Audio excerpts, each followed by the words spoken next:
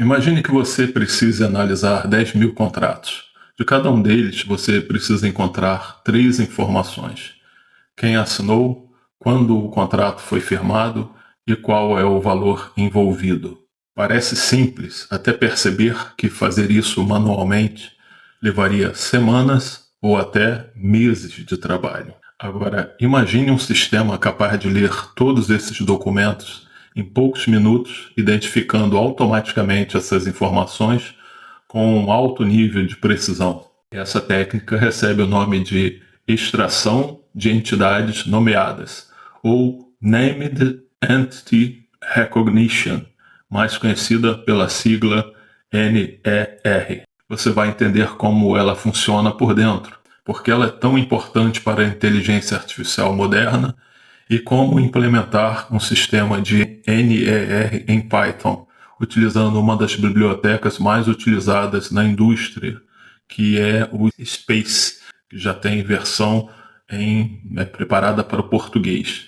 Dentro do processamento de linguagem natural, o NER tem uma missão bastante específica: transformar texto livre, completamente desestruturado, em informações organizadas que um computador consegue compreender. Em outras palavras, o algoritmo percorre um texto procurando trechos que representam entidades do mundo real, mais ou menos como é o conceito de objetos na programação orientada a objetos.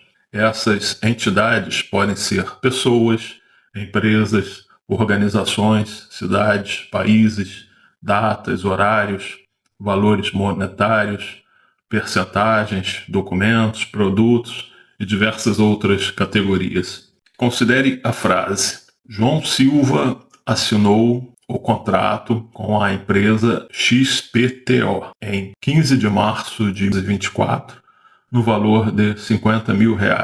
Um sistema de NER pode identificar automaticamente quem é a pessoa, a entidade pessoa, que é o João Silva, a entidade organização, que é a empresa XPTO, a entidade data, que é 15 de março de 2024, o valor monetário, que é de R$50 mil, e nesse exemplo ficamos por aí.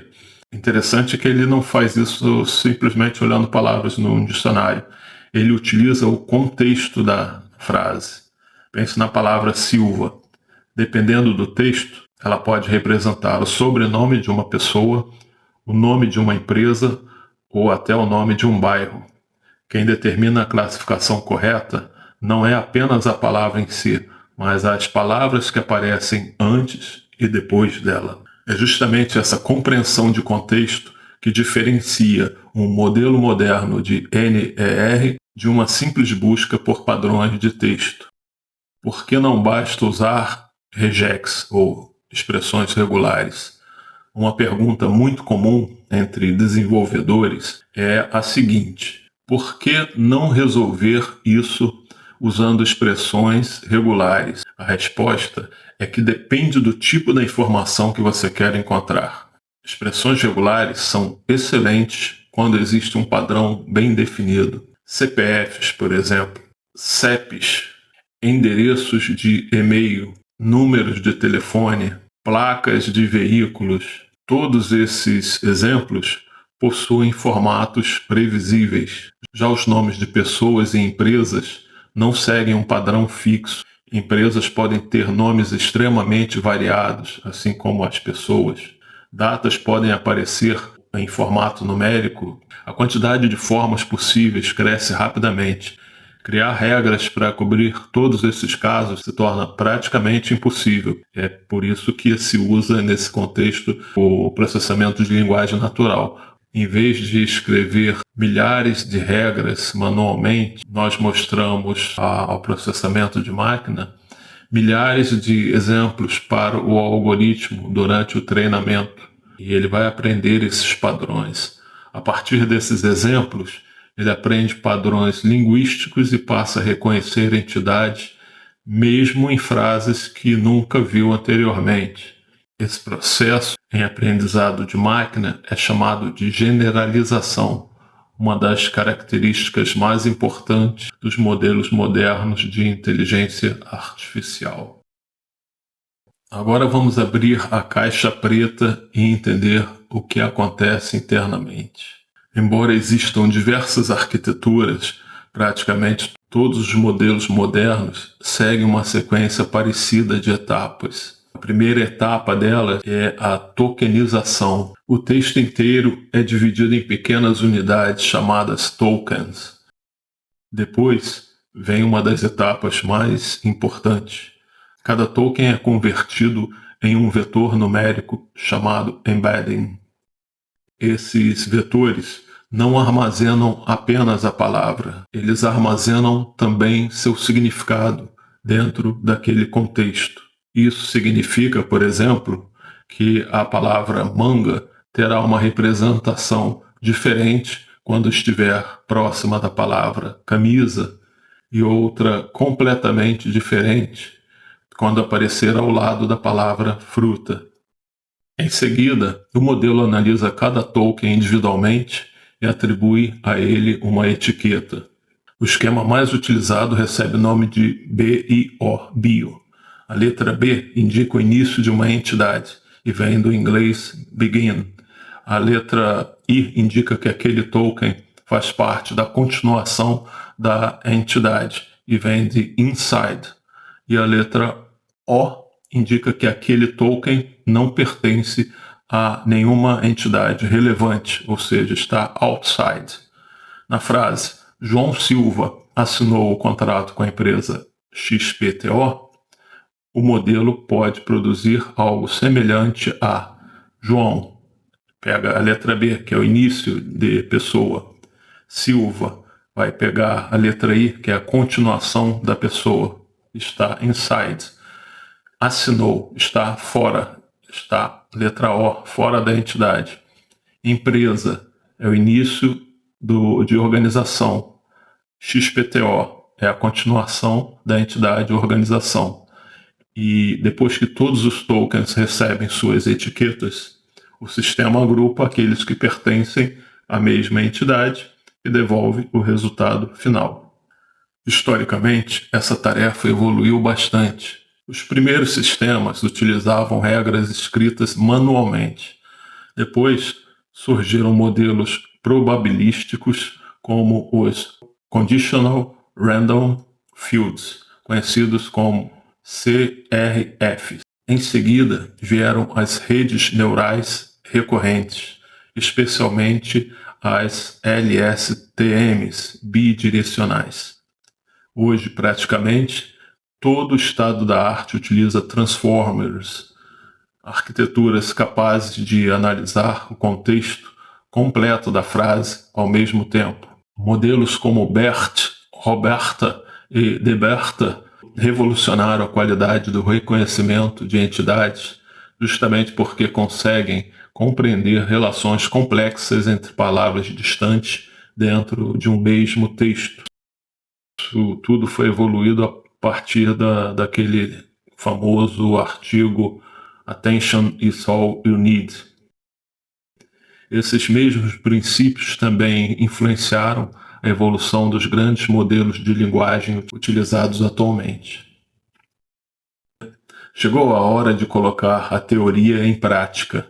Vamos utilizar a biblioteca Space, uma das bibliotecas de processamento de linguagem natural mais populares do ecossistema Python. Ela é rápida, muito bem documentada e amplamente utilizada em aplicações reais. Primeiro, instalamos a biblioteca Space. Depois, baixamos um modelo pré-treinado em português. Em seguida, carregamos esse modelo, enviamos um texto para processamento e percorremos todas as entidades encontradas. Cada entidade possui duas informações principais: o texto reconhecido e sua categoria.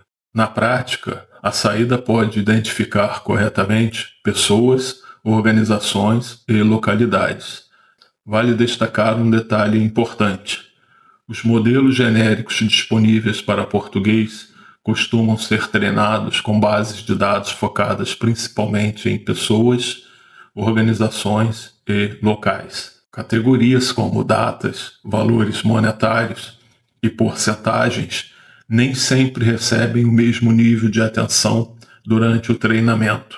Dependendo do modelo utilizado, essas entidades podem aparecer classificadas como categorias genéricas ou até mesmo deixarem de ser reconhecidas. Por isso, sistemas profissionais raramente dependem exclusivamente do modelo de NER. Em produção, é muito comum utilizar uma abordagem híbrida.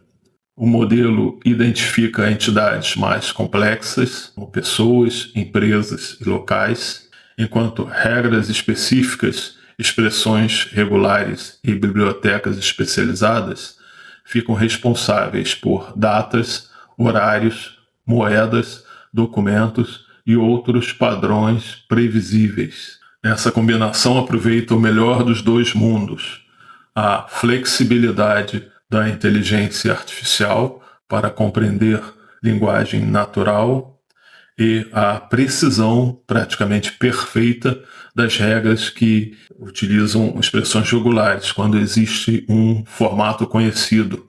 É exatamente essa estratégia que encontramos em muitos sistemas corporativos de extração de informação. Aplicações na indústria. Talvez você nunca tenha percebido, mas NER está presente em uma enorme quantidade de aplicações que usamos diariamente. A maior parte das informações produzidas pela humanidade não está organizada em bancos de dados. Ela está espalhada em documentos, PDFs, e-mails, mensagens, contratos, artigos, laudos, relatórios e conversas.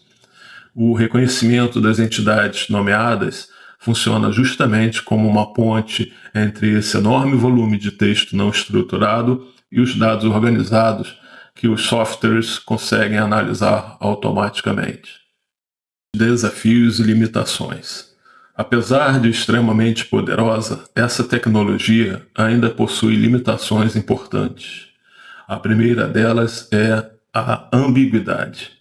Uma mesma palavra pode representar entidades completamente diferentes, dependendo do contexto. A palavra Apple, por exemplo, em inglês, pode representar uma empresa ou simplesmente a fruta, maçã, né? Na maioria dos casos, o contexto resolve essa dúvida, mas nem sempre. Outro desafio importante é a especialização por domínio. Um modelo treinado utilizando notícias de jornais provavelmente apresentará desempenho inferior ao analisar documentos jurídicos, laudos médicos ou artigos científicos. Isso por conta da sua especialização. Cada área possui seu próprio vocabulário, sua própria terminologia e seus próprios padrões linguísticos. Por isso, projetos profissionais frequentemente realizam o chamado fine tuning, ou seja, pegam um modelo já treinado e continuam seu treinamento utilizando documentos específicos daquele domínio.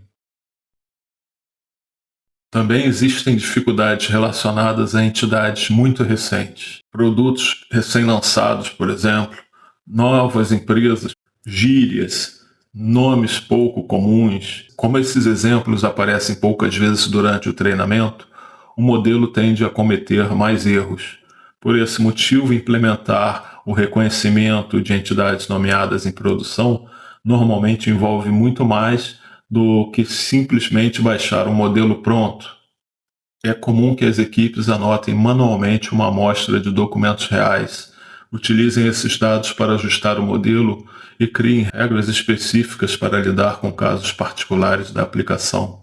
Agora você já sabe que extração de entidades nomeadas é uma das técnicas mais importantes do processamento de linguagem natural. Ela transforma texto desorganizado em informação estruturada, combinando tokenização, embeddings contextuais, classificação por entidades e, nos modelos mais modernos, arquiteturas baseadas em transformers.